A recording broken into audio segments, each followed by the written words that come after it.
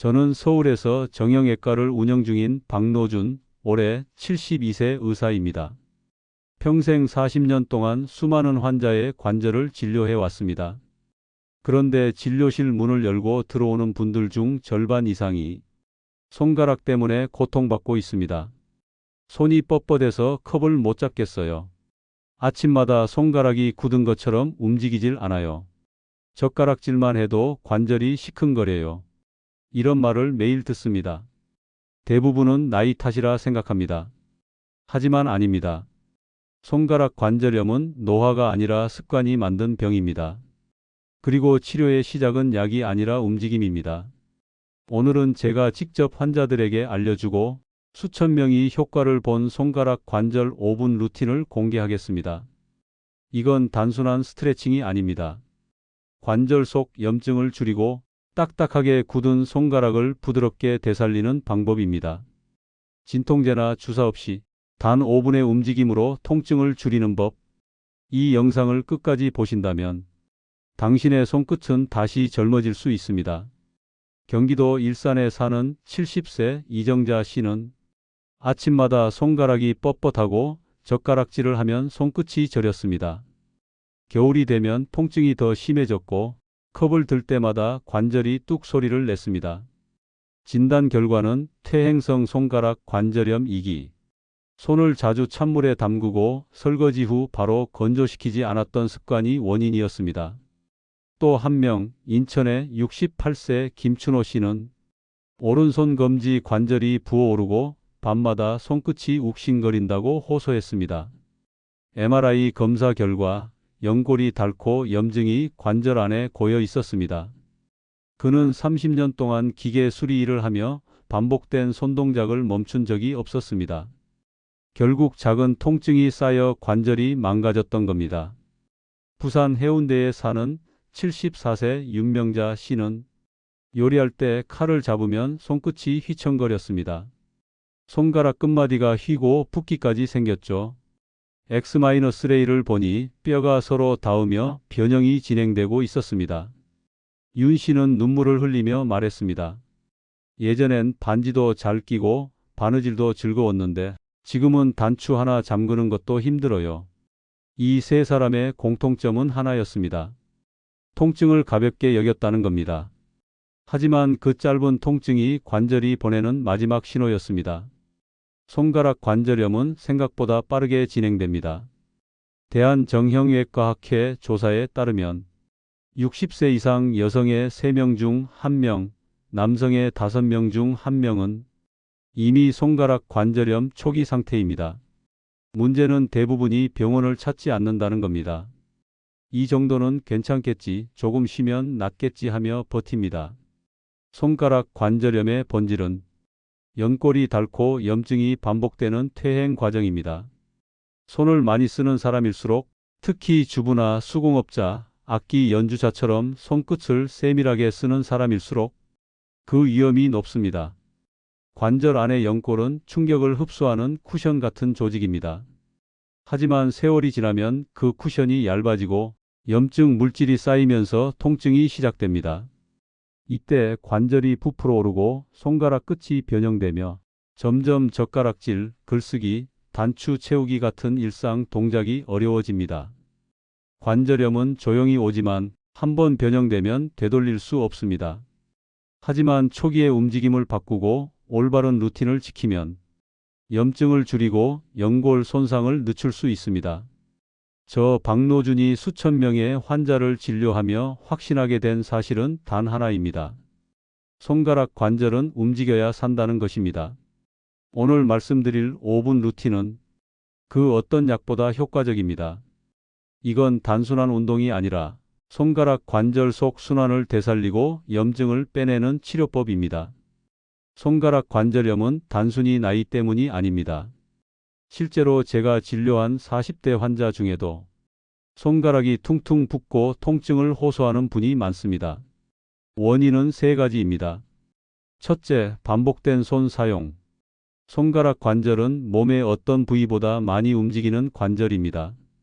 문을 여는 일, 설거지, 스마트폰 사용, 바느질, 젓가락질 등 하루에도 수백 번 반복되는 동작 속에서 연골이 조금씩 닳고 염증이 쌓입니다.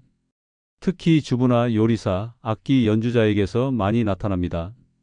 둘째, 찬손 환경. 찬물로 설거지하거나 겨울철 외출 시 장갑을 끼지 않으면 관절 주변의 혈액순환이 나빠지고 그 결과 염증이 오래 남습니다. 혈류가 막히면 염증 물질이 빠져나가지 못해 통증이 더 심해집니다. 셋째, 염증과 부종의 반복. 손가락 관절은 한번 붓기 시작하면 그 안에 염증성 체액이 차고 이게 배출되지 못하면 뼈의 모양까지 변하게 됩니다. 이게 바로 손가락이 휘어지는 이유입니다. 또한 여성은 폐경 이후 호르몬 변화로 관절 보호력이 떨어지기 때문에 남성보다 손가락 관절염이 3배 이상 많습니다. 이 모든 이유가 겹치면 손가락이 점점 굳고 아침마다 뻣뻣해지고 손끝 감각이 둔해지는 현상이 나타납니다. 하지만 아직 늦지 않았습니다. 손가락은 움직임으로 회복되는 관절이기 때문입니다. 제가 진료실에서 가장 자주 듣는 오해가 있습니다. 손가락이 아프면 가만히 쉬어야 한다는 생각입니다. 틀렸습니다. 손가락 관절은 움직이지 않으면 더 굳습니다. 움직임이 멈추면 연골로 가는 혈류가 끊어지고 관절에게 순환이 막혀 염증이 오히려 심해집니다. 두 번째 오해는 파스를 붙이거나 진통제를 먹으면 낫는다는 생각입니다. 이건 증상만 줄일 뿐 원인을 해결하지 못합니다. 염증은 일시적으로 가라앉을 수 있지만 움직임이 회복되지 않으면 다시 재발합니다. 세 번째는 나이 들어서 당연히 오는 병이라는 체념입니다. 하지만 저는 매일 환자들에게 말합니다. 나이는 원인이 아니라 관리가 부족했던 시간일 뿐입니다. 실제로 꾸준히 손가락을 스트레칭하고 순환을 관리한 분들은 70대 이후에도 젓가락질을 멀쩡히 하십니다. 또 많은 분들이 손을 따뜻하게 하면 관절이 붓는다고 오해합니다. 반대로입니다. 따뜻한 온도는 혈류를 늘리고 관절 속 염증 물질을 빠르게 배출시킵니다. 단, 붓기가 심한 급성기에는 냉찜질이 맞지만 만성 관절염에는 온찜질이 치료입니다. 이처럼 잘못된 상식 때문에 수많은 분들이 관절염을 악화시키고 있습니다. 하지만 정확히 알고 움직이면 손가락은 다시 부드럽게 펴질 수 있습니다. 이제 제가 40년 동안 환자들에게 가르쳐온 손가락 관절 5분 루틴을 알려드리겠습니다. 이건 진통제보다 빠르고 꾸준히 하면 손끝의 통증이 사라집니다. 1단계 따뜻한 물 찜질 1분. 따뜻한 물 40도 정도에 손을 1분간 담급니다. 이 과정을 통해 관절 주위 근육이 이완되고 혈류가 원활해져 염증이 풀립니다. 2단계 손가락 주무르기 1분. 엄지손가락으로 다른 손의 관절을 천천히 눌러주세요. 특히 아픈 부위를 피해가며 마디 사이를 가볍게 돌리듯 문지릅니다. 이건 관절 안에 노폐물과 체액을 흘려보내는 마사지입니다. 3단계 손가락 펴기지기 1분. 손을 쫙 펴고 3초 유지, 주먹을 천천히 쥐고 3초 유지. 이 동작을 10회 반복합니다. 이 단순한 동작이 관절액을 순환시켜 염증을 가라앉히고 뻣뻣함을 줄여줍니다. 4단계 엄지와 다른 손가락 맞닿기 1분.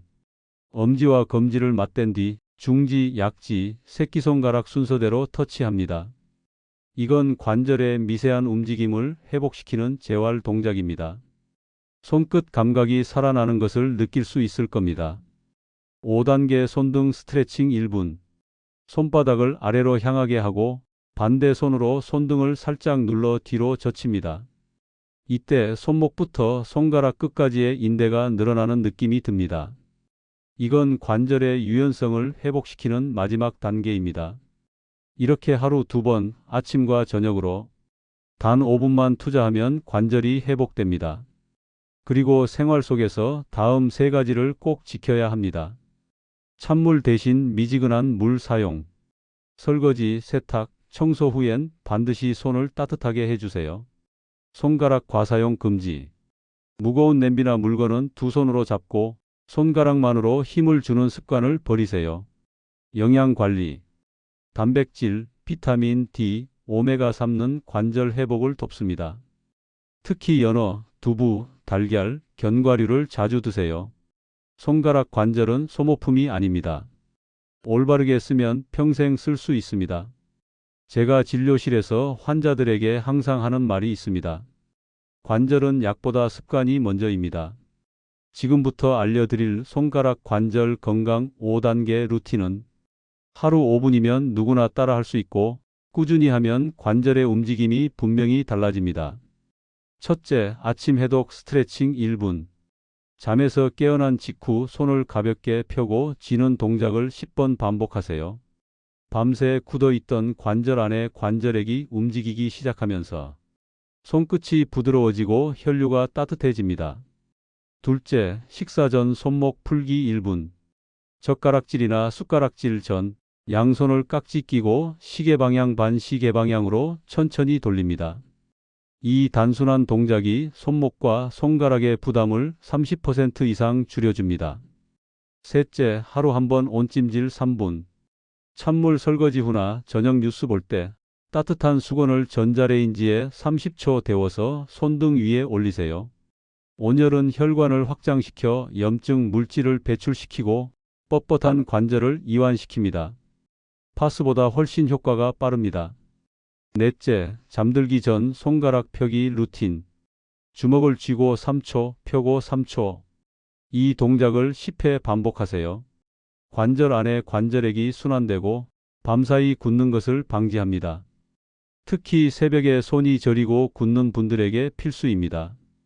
다섯째, 체크리스트로 상태 점검. 다음 5가지 중 2가지 이상 해당된다면 관절염이 진행 중일 가능성이 높습니다. 아침에 손가락이 뻣뻣해 10분 이상 펴지지 않는다. 손가락 마디가 붓거나 열감이 느껴진다.